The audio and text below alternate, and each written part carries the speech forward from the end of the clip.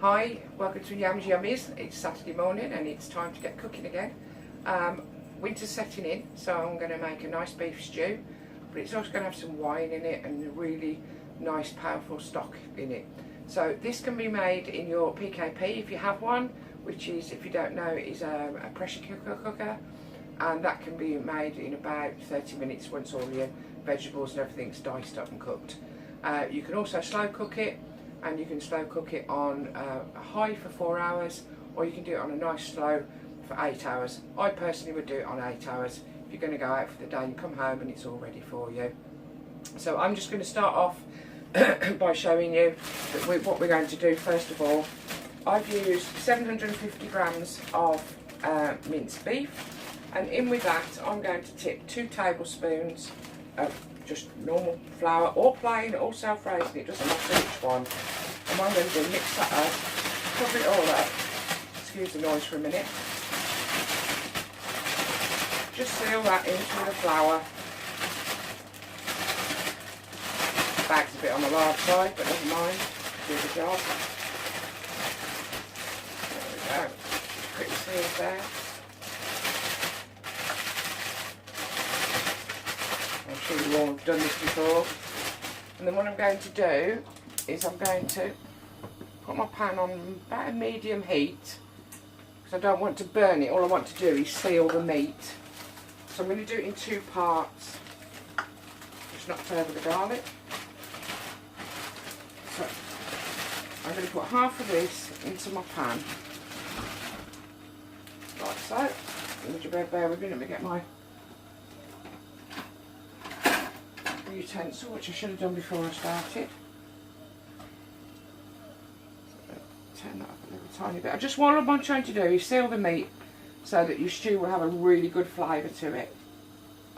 And also we're just going to add a few other ingredients to that as that starts sealing. So just bear with us while this gets going. So what I've done is, prior to that, is I've weighed out and measured absolutely everything that I want for the recipe. If only you can just pan round that way, you can see all my ingredients ready. Oh, excuse the dog barking. We've got an audience again. So I think they might get something. Sadly mistaken, but there you go. Now, the recipe that I've chosen actually suggests that you should use 3 tablespoons of oil. Well, I'm following Weight Watchers, so I really don't want to do that. So all that I'm going to do is keep spraying my pan. And I've done this before and I've worked it out that it takes about a tablespoon. So I'm actually reducing it by 2 tablespoons of oil. That is all that I'm doing. So you can see that it's actually starting to stick now a little bit to the pan. You do have to be wary of that. It will happen, but it's fine. It's not going to do it any harm. And I just want to get that going, get that sealed. So we're not cooking the meat. We are literally just trying to brown that off. It doesn't matter if it's not all done, just want to get a seal on it. And when I've done this bit, I will do the other half as well. So I hope you're all happy and fine on this Saturday morning. Always a good time to try if you've got a little bit of spare time on the weekend to try and do some of this. I like doing it because it means I can just got some batch cooking and I can freeze it down. This freezes really well once it's cooled right down. Do not put it into your freezer when it's hot or even warm. I let them cool right down. And therefore you've got a nice go-to meal in the week. I think this will probably make about 6 to 8 portions. It depends how hungry your family are, really. I mean, there's only the 2 of us, so I tend to pot it up into portion sizes, and as I'm doing Weight Watchers, I will actually point that accordingly for each portion. So then I haven't got to worry about it. It goes, I build a recipe up and I put that straight in. Now all I'm going to do with that is seal that like that. I'm just going to get a container and I'm going to add that into there, because what I don't want to do is it to stick any more than it already is. And the reason that it's sticking is because I'm not using the 3 tablespoons of oil that they recommend. It's fine. because you'll see what I'm going to do in a few minutes. So I'm going to take that out of the pan now, and then I'm going to add the other portion. We'll brown that off.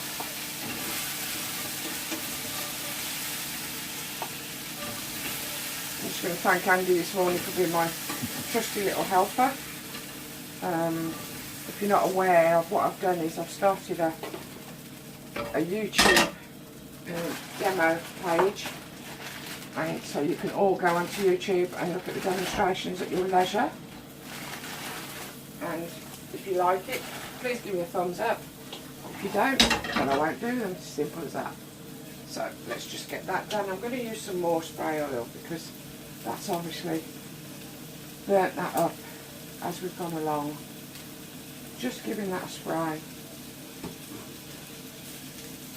As I say, in total, it's about a tablespoon.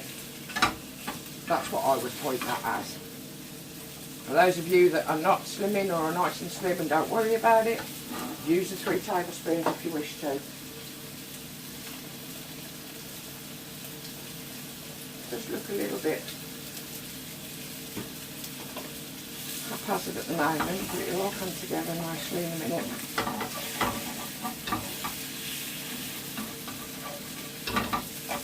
Some people would say for a stew, oh, you don't need to sear the meat, it's fine, just throw it all in. You can do if you want to. However, I just think searing it really locks in the flavour of the beef and it really gives you that nice beefy taste. Today's recipe, I will put it up on the bottom of the page when I finish the demo. But basically it's 750 grams of, I've used stewing beef. I've used 300 grams of carrots, 3 big sticks of celery, 1 large onion, 400 grams of small potatoes quartered. I've also used 300 grams of butternut squash, 250 ml of red Merlot wine, 1 beef stock pot. I'm going to use 1 tablespoon of bovril as well to really give that beef flavour a good kick.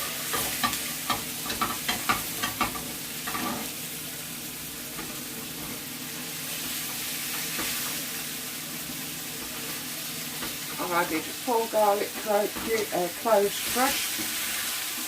I've also got another 2 tablespoons of flour, and you'll see why in a few minutes.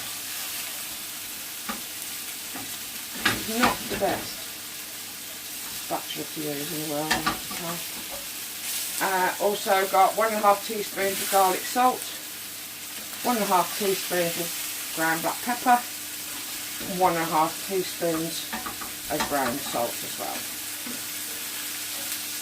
And I think that's all the ingredients. Oh, sorry, and 400 grams of mushrooms. I was very lucky, I was given quite a big portion of vegetables this week by a friend, so I wanted to use them up. So this was an ideal recipe. I don't claim that any of my recipes are my own. All I do is I do what everybody else does. I search the internet, and if I take a fancy to it, I look at it, and then I try and convert it, if I can, to my Weight Watchers, so I can eat lovely, wholesome, healthy food without feeling guilty. So there we go, we're nearly there now. As you can see, it's got a nice, it has stuck to the bottom of the pan, but that's fine. It won't hurt, because all that does is add the flavour, because I'm going to add a liquid to that in a moment. What I'm going to do now is add that beef back in with this one. I'm now going to add an onion that I've already chopped. Add that in.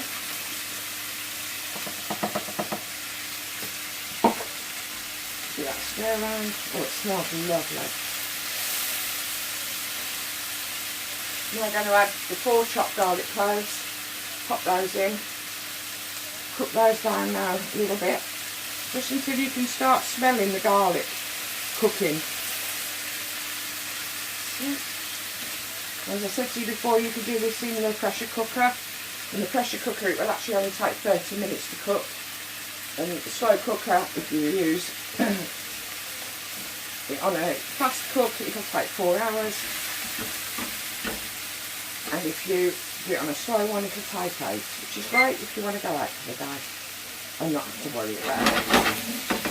I want to do this in the PKP because purely for a time element for me, and it does really seal in the flavours that you want to keep. So I'm now going to add the celery to that. Just give that a stir in. Just until that celery is slightly softened. Don't have to be soggy, just slightly softened. I'm only actually going to do it for literally a couple of minutes. And whilst that's cooking down, I'm just going to get my PKP pan, which is on there.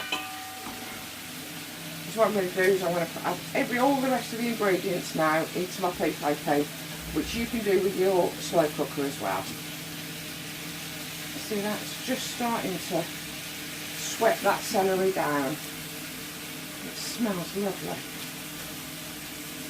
Okay, I'm going to leave that at that. I like that. I'm going to tip that now into my PKP, and you'll do exactly the same with your slow cookers. Not a different recipe, just the same one, just a different style of cooking. I wanted to make it so it wasn't just about PKP.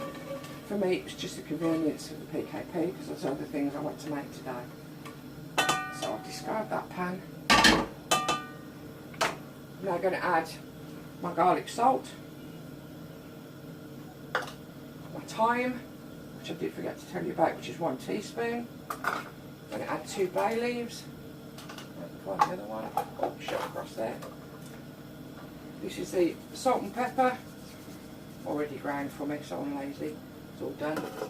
I'm not going to add the flour yet. I want to add in the carrots. It's 300 grams. I'm going to add in the butternut squash. If you have a problem with cutting butternut squash, as I do, a quick tip for you is that if you pop it in the microwave for about 3 or 4 minutes, depending on size, it will soften it so that it makes it easier for you to peel the skin. It's just a lot easier if you've got bad hands like I have. So that works well, really. So I'm actually going to add the wine now. So that's 250 ml of Merlot going into there. Now I'm going to add 400 grams of mushrooms. If you don't like mushrooms, you don't have to use them. You can actually put in other vegetables instead. My goodness me, that's going to be a big pot of food. And then I'm going to just add the last ingredient, which is the potatoes.